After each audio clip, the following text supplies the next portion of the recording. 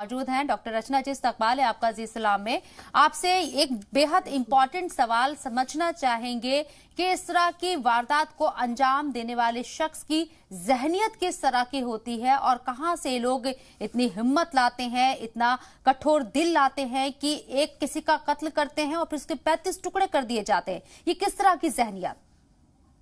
देखिए, एक तो ये जानना ज़रूरी है कि ये पॉसिबली कोई मेंटल डिफ़िकल्टी और मेंटल इलनेस से ही गुजर रहे होंगे इस तरीके के लोग जो एंटी सोशल पर्सनालिटी डिसऑर्डर के अंडर आते हैं मोस्टली।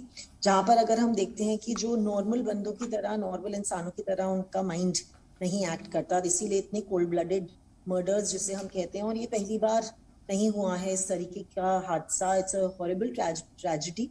पर पहले भी अगर आप जाएं और देखें, बहुत बार इस तरीके की ट्रेजेडीज होती हैं, gruesome murders, cold blooded murders होते हैं।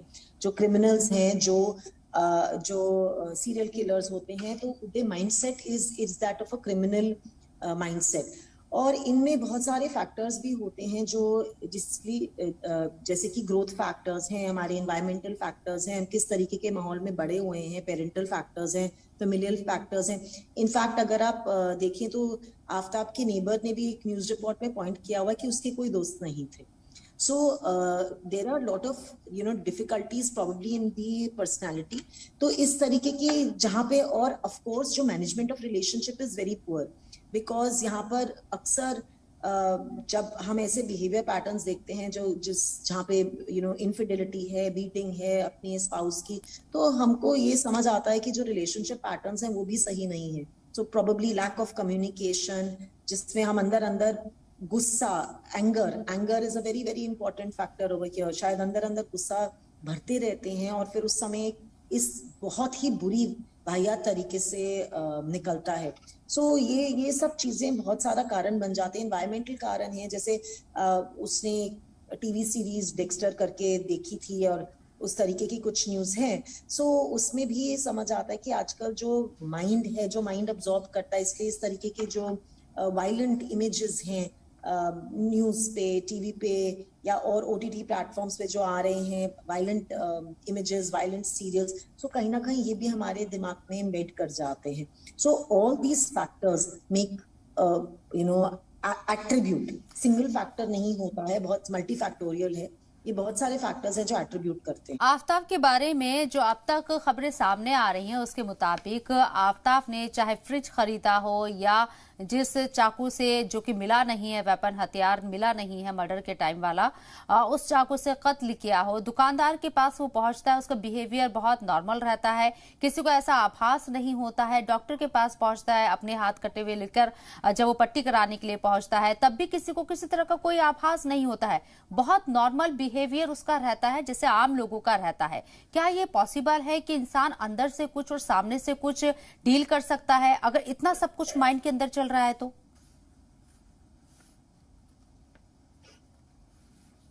जी बिल्कुल, बहुत पॉसिबल है। जैसे मैंने पहले भी कहा कि अगर हम मेंटली वेल नहीं हैं या कोई डिसऑर्डर्स हैं जिस वजह से हम अब सब समझते हैं कि जैसे WHO के स्टैटिस्टिक्स भी दिखाते हैं कि 1 in every 4 people have some mental health concern or the other, and 1 in every 8 people can be prone to larger mental health concerns। अभी आपने अब सबको बहुत कोविड के अंदर भी बहुत आराम से समझ आया कि मेंटल हेल्थ, फिजिकल हेल्थ जितनी ही जरूरी है। और अभी आपने इंश्योरेंस, सुप्रीम कोर्ट का ऑर्डर भी देखा होगा कि अब हेल्थ इंश्योरेंस भी कवर कर रही है मेंटल हेल्थ को, which is a very very big step for us as a nation, और ये अभी ही शायद 2-3 दिन पहले का ऑर्डर है। सो अगर हम मेंटली वेल नहीं हैं तो हम बिल्कुल भी किसी हालत में एक इंडिविजुअली वेल नहीं हो सकते, ना ही हम we can be well for the society. तो हम ना ही अपनी फैमिली के लिए, अपने पर्सनल रिलेशनशिप्स के लिए, अपने लिए एक रिस्क हैं, बट सोसाइटी के लिए भी। जैसे आपने देखा, अगर मेंटल हेल्थ पर्सनालिटी डिसऑर्डर्स हैं बहुत सारे, जैसे एंटी सोशल पर्सनालिटी डिसऑर्डर के बारे में जैसे मैं आपको पहले भी बात कर रही थी, तो ये डिसऑर्डर्स इस तरीके के हैं जहाँ माइंड में और भी कोई बहुत सारी इलनेसेस हैं। अगर उस तरीके का कुछ है तो अब ये हम इसको अननोटिस नहीं कर सकते और करना भी नहीं चाहिए। तो इसीलिए हम सब as mental health experts encourage करते हैं कि थोड़ा भी आपके घर परिवार में किसी को अच्छा नहीं लग रहा हो, या आपको लग रहा है कि उसके पर्सनालिटी में कुछ चेंजेस आ रहे हो, या कोई कॉलीग्स ही हैं या आपके कोई वेल विशर हैं या दोस्त हैं जिनसे आप आम उठते बैठते हैं और आपको लग रहा है कि बहुत ज्यादा पर्सनालिटी चेंजेस हैं, या मूड्स में बहुत ज्यादा चेंजेस है, या मूड स्विंग्स हैं बहुत ज्यादा, या अगर गुस्सा बहुत ज्यादा आ रहा है, आपको दिख रहा है कि डिप्रेसिव या एंजाइटी उसको रह रही है, तो अब हम इन चीजों को बिल्कुल भी निग्लेक्ट नहीं कर सकते। तो इमीडिएटली किसी मेंटल हेल्थ एक्सपर्ट से एक ओपिनियन लीजिए। एक बहुत ही महत्वपूर्ण है ये। जैसे मैंने आपको पहले भी कहा, ये खाली हमारे लिए इंडिविजुअल प्लेटफॉर्म पे खाली महत्वपूर्ण नहीं है, ये एक फैमिली प्लेटफॉर्म और एक सोसाइटी प्लेटफॉर्म सबके लिए इक्वली ही इम्पोर्टेंट है। क्योंकि हमारे रिलेशनशिप्स कभी भी फ्रूटफुल या जॉयस या कभी भी एक फुलफिलिंग 360 डिग्री जो हम बोलते हैं वो फुलफिलिंग रिलेशनशिप नहीं हो पाएगा अगर हम एक भी पार्टनर जो है जिसकी मेंटल हेल्थ अच्छी नहीं है तो। पर ये तो definitely this was a person who had not, I am not saying कि उसको खाली एंजाइटी या डिप्रेशन रहा होगा, we are talking about illness, तो वो एक अलग लेवल पे आ जाती है। पर इलनेस भी तभी डायग्नोज होगी अगर हम जाएंगे डॉक्टर के पास। अगर हम उसको निग्लेक्ट करेंगे तो कुछ भी डायग्नोज। डॉक्टर अर्चना, आपसे मैं समझना चाहूंगी कितना पॉसिबल है, आफ्ताब का ही मैं बार बार एग्जाम्पल इसलिए दे रही हूँ क्योंकि रिसेंट अभी ये वाकया सामने आया है।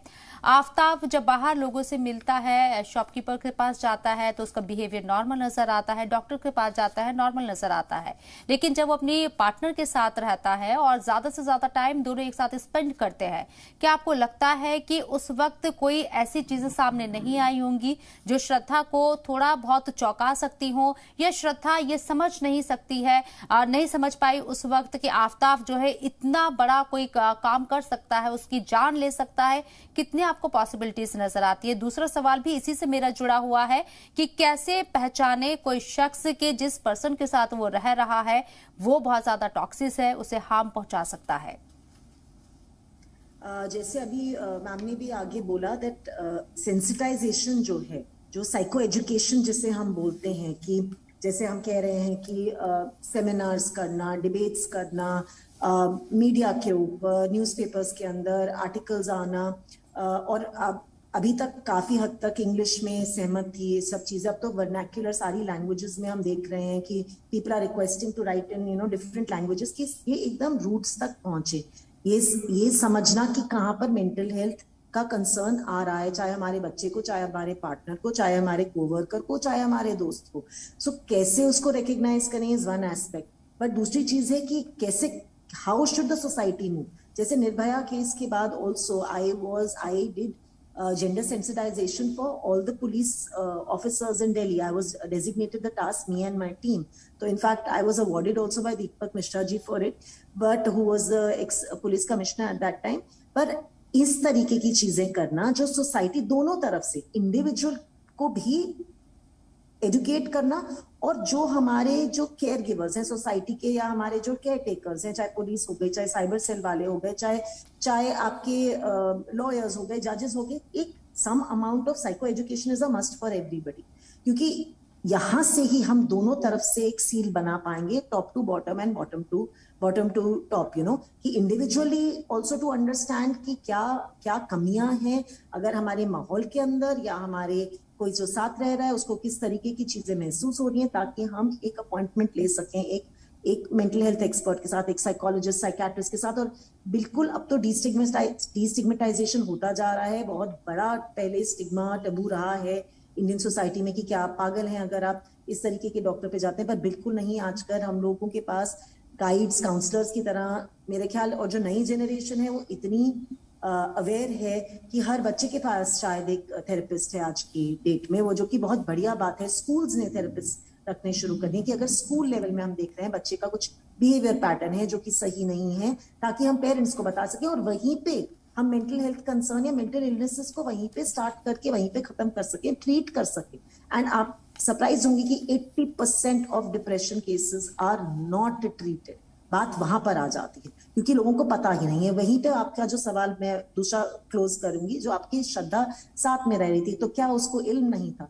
बिल्कुल कुछ चीजें होंगी जिससे, जैसे मारपीट, जैसे पता था कि उनकी बहुत ज्यादा लड़ाइयां झगड़े चलते थे, बहुत सारी अनबन रहती थी, तो कुछ चीजें ऑफ कोर्स उसको भी महसूस हुई होंगी, शायद उतना पता नहीं होगा। और एक और चीज है, जब हम एक रिलेशनशिप के अंदर होते हैं, चाहे हमारे बिहेवियर डायनामिक्स बदल जाते हैं, चाहे कितने बड़ी एक्सपर्ट क्यों ना हो हम, पर जब हम वो रिलेशनशिप, चाहे पेरेंट चाइल्ड हो, चाहे दो दोस्त हो, चाहे एक स्पाउस के साथ, पार्टनर के साथ रिलेशनशिप हो, जब उसके अंदर हम बंध जाते हैं तो वो डायनामिक समझना बहुत जरूरी हो जाता है। इसीलिए आज की डेट में अब वी आर ऑल्सो वांटिंग कि अगर जो बेसिक एजुकेशन के अंदर एक साइकोलॉजी का एजुकेशन होना, कुछ महत्वपूर्ण चीजों का एटलीस्ट समझना, ये एक बेसिक हो जाना चाहिए और होने वाला भी है आने के समय में। इस तरीके से मैं होप भी करती हूँ और दिख भी रहा है। सो इन चीजों से बहुत पता चलेगा कि रेड फ्लैग्स क्या हैं। ऐसी रेड फ्लैग्स क्या है कि आप किसी के साथ रह रहे हैं और उसको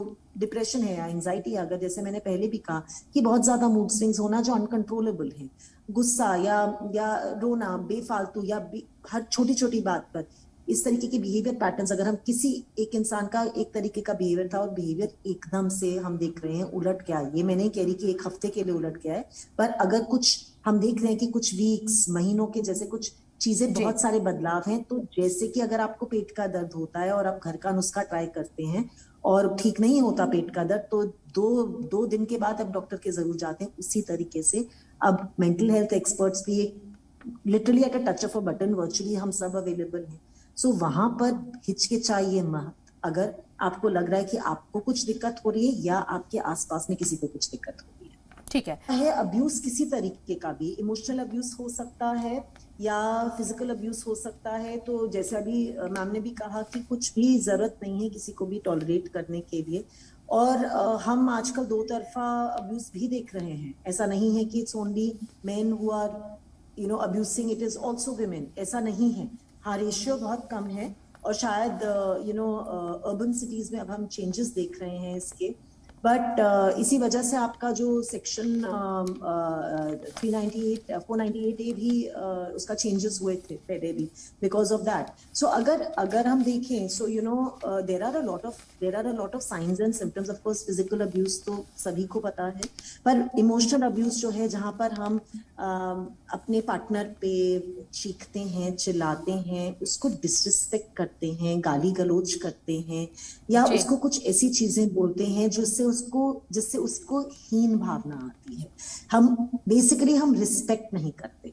जहां रिस्पेक्ट चले जाती है, जहां पर हम बार बार उसको दुत्कारते हैं या बार बार उसको, और ये बहुत जरूरी है फर्क करना कि अगर कोई आपसे प्यार कर रहा है लेकिन आपसे रिस्पेक्ट नहीं कर रहा है आपकी, तो वहां भी वो आपको तवज्जो नहीं दे रहा है। और उन चीजों को समझना बेहद जरूरी होती है एक रिलेशनशिप को आगे ले जाने के लिए। बहुत बहुत शुक्रिया आप लोगों का इस चर्चा में शामिल होने के लिए, अपना कीमती वक्त देने के लिए। इसी के साथ आज के इस बुलेटिन में इतना ही। दीजिए इजाजत। आधा।